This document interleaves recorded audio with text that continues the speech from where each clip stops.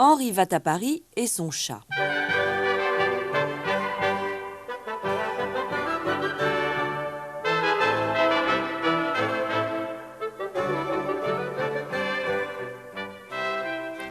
Au temps où le monde semblait très vaste, car l'on ne se déplaçait qu'à pied, vivait un jeune garçon nommé Henri, dont les parents étaient morts et qui avait bien du mal à trouver de quoi manger. Un jour où il se lamentait de sa triste vie, un fermier voisin lui proposa « Tu devrais aller à Paris, tu y ferais peut-être fortune.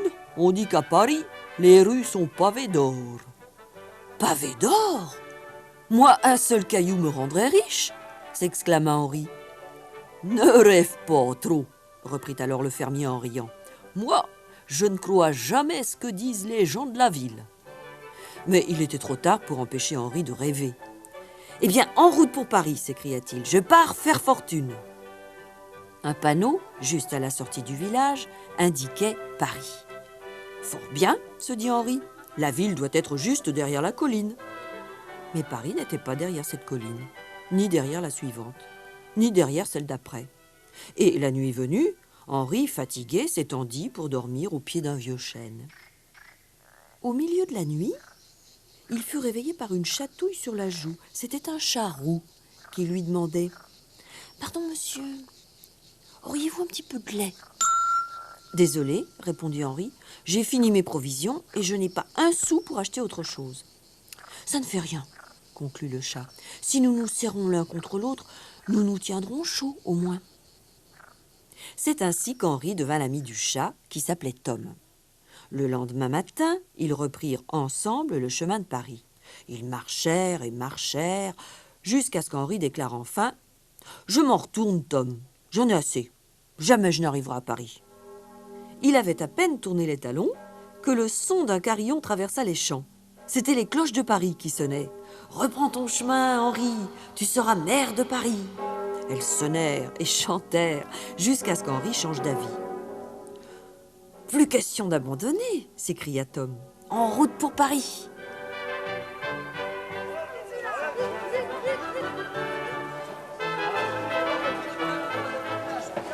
Paris leur apparut au détour du chemin, bruyant, splendide, enfumé.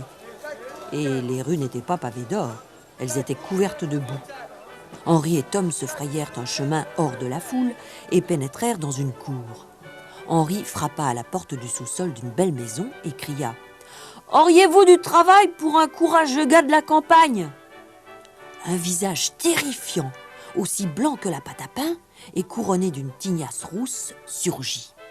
« Entre, garçon, tu gratteras les marmites, c'est moi la cuisinière. Si tu travailles dur, je te laisserai manger les restes. » Et c'est ainsi qu'Henri réussit à entrer dans la maison du capitaine Grandflot.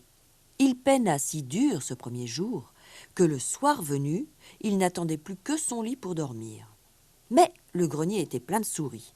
Heureusement, Tom vint à son secours et les mangea toutes. La présence de Tom était d'un grand réconfort pour Henri. Et il y avait aussi Alice, la fille du capitaine Grandflot. Elle descendait souvent s'asseoir à la cuisine et bavarder avec Henri. Elle aimait caresser Tom, étendu près du feu. « Si j'étais maire de Paris, » s'amusait à répéter Henri, « c'est toi que j'épouserais, Alice Grandflot. »« Si tu devenais maire de Paris, bien sûr que je t'épouserais, » répondait Alice en souriant. Alors Tom le chat ajoutait en ronronnant, « Qui sait, qui sait ?» Un jour, le capitaine Grandflot annonça qu'il allait embarquer. Il réunit sa famille et ses serviteurs pour leur faire ses adieux. Lorsqu'il vit Henri derrière la cuisinière tenant Tom dans ses bras, il dit « Tiens, voilà juste ce dont j'ai besoin. Prends cette pièce d'argent en échange de ton chat, il me servira sur mon navire. » Henri voulut protester, mais la cuisinière le fit taire sévèrement. Il monta tristement dans son grenier, mais se sentit si seul, sans Tom, qu'il décida d'aller le reprendre. Il se hissa sur le navire sans se douter que celui-ci était sur le point d'appareiller. C'est ainsi qu'Henri devint mousse à bord du navire du capitaine Grandflot et vogua vers l'Orient mystérieux.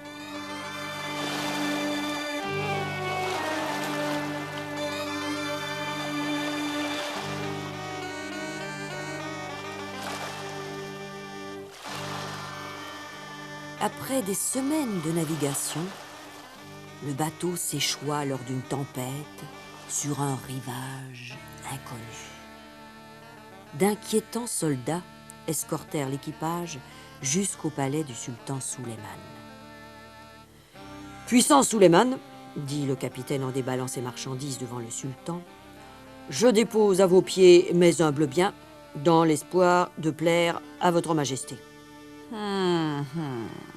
fit le sultan. « Je suis si riche. Qu'ai-je à faire de toutes ces babioles ?» Tandis que le sultan parlait, Henri, qui tenait Tom dans ses bras, remarqua que le palais avait l'air infesté par les rats et les souris. Il y en avait même sous le trône. Tom ne cessait de se trémousser et, sautant des bras d'Henri, il se précipita sous le trône et en ressortit traînant un énorme rat entre ses mâchoires. « Quelle merveilleuse bête !» s'écria le sultan. « Tout au long de mon règne, de celui de mon père et de mon grand-père, ce pays a été infesté par les rats. Cette créature est un véritable tueur de rats. Dites-moi votre prix, capitaine. Contre cet animal, j'échangerai un plein sac de diamants. » Henri attrapa son chat. « Mais c'est mon ami, majesté. Je ne peux l'abandonner. » Le chat lui chuchota alors quelques mots dans l'oreille. Henri le reposa sur le sol et le laissa filer vers le bateau. « Il revient tout de suite, » dit-il au sultan. Le sultan attendait impatiemment. Henri et le capitaine fixaient la porte avec angoisse. Enfin, une petite tête moustachue se montra et Tom entra, suivi de 6 chatons. « Ces 6 chatons seront fiers et honorés de vous servir, » déclara Tom, « vous, votre fils, et les fils de votre fils. Et maintenant, majesté, nous aimerions retourner dans notre pays. » Le sultan frappa dans ses mains avec satisfaction. « Quel prodige! J'ai désormais 6 tueurs de rats au lieu d'un seul. Que la récompense de ceux qui m'ont apporté ces chats soit immense. Au jeune Henri, j'offre ma fille en mariage, oui, ma propre fille.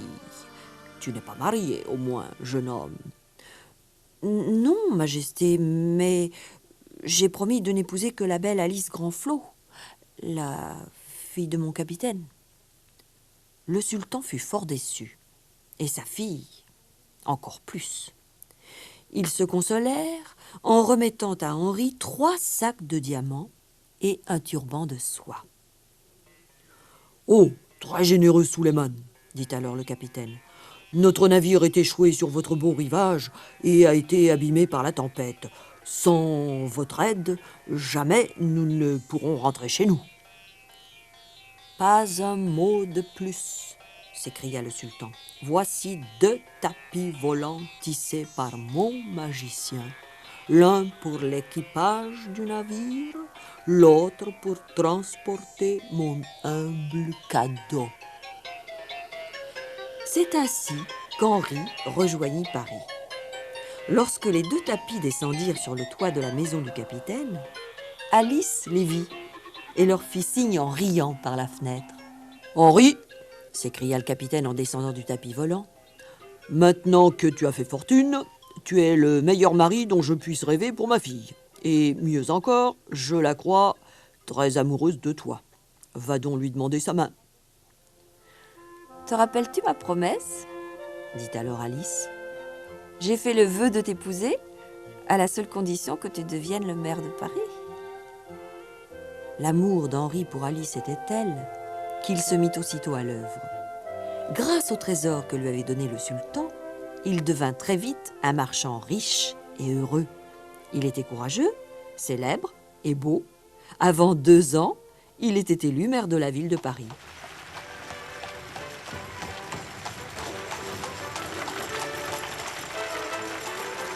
Le jour de la noce, les rues étaient pleines de monde. Tous étaient là pour admirer leur nouveau maire et sa belle épouse. Tom était là aussi, assis entre Henri et Alice, dans le carrosse doré, il portait un nouveau ruban avec une belle clochette d'argent. Mais personne ne l'entendait tinter, car les grosses cloches de la ville de Paris carillonnaient à toute volée. « Salut Henri, va à Paris, le nouveau maire de Paris !»